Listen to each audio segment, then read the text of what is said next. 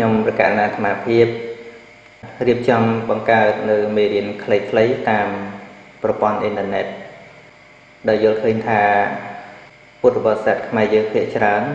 លំបាកក្នុងការអានភាសាបាលីហើយភាសាបាលីនេះទៀតសោតមិនមានអក្សរឬក៏ព្យញ្ជនៈដោយផ្ទាល់សម្រាប់ភាសាបាលីតែម្ដងទេគឺត្រូវបានយកមកប្រើតាមសកភាសាពាក្យថាសកភាសាគឺប្រើទៅតាមតំបន់ទៅតាមប្រទេសដែលមានអក្សររៀងៗខ្លួនដូចជាខ្មែរយើងហៅថាបាលីខ្មែរថៃបាលីថៃភូមា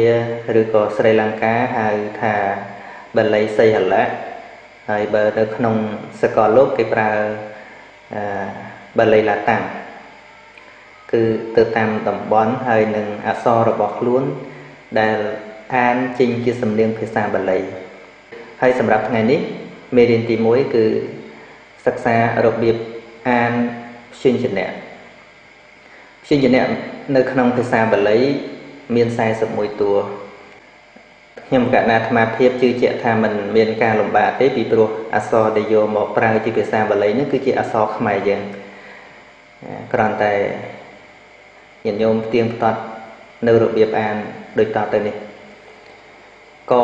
អានថាកខអានថាខគោអានថាកខអានថាខងអានថាងចអានថាចឆអានថាឆ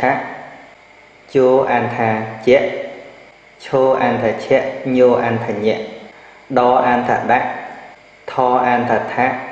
ដូអានថាដធអានថាថណអានថាណតអានថាត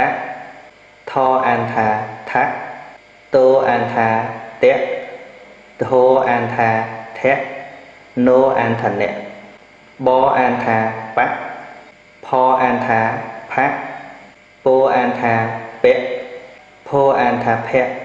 មអានថាមនឹងព្យញ្ជនៈ8តួចុងក្រោយគឺយោអានថាយៈរអានថារៈលោអានថាលៈ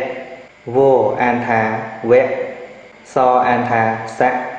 ហអានថាហៈឡអានថាលៈហើយនឹងព្យញ្ជនៈចុងក្រោយគឺបើខ្មែរយើងហៅថាស្រអំប៉ុន្តែនៅក្នុងភាសាបាលីយកមកធ្វើព្យញ្ជនៈមួយហៅថាអង្គអានថាអង្គ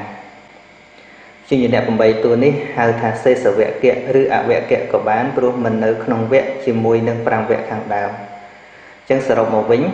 កខគខងយើងអានថាកខគខងចឆជឈញអានថាចឆជឆញដថដូធនអានថាដថដថនៈតថតធនអានថាតថតថនៈបផពភមអានថាបផពភមៈយោរលវសហលអំអានថាយរៈលវៈសហលអង្គចឹងអានជាបាលីសុទ្ធកខគខងចឆជឆញដថដថនៈតថតថនៈបផពភមៈ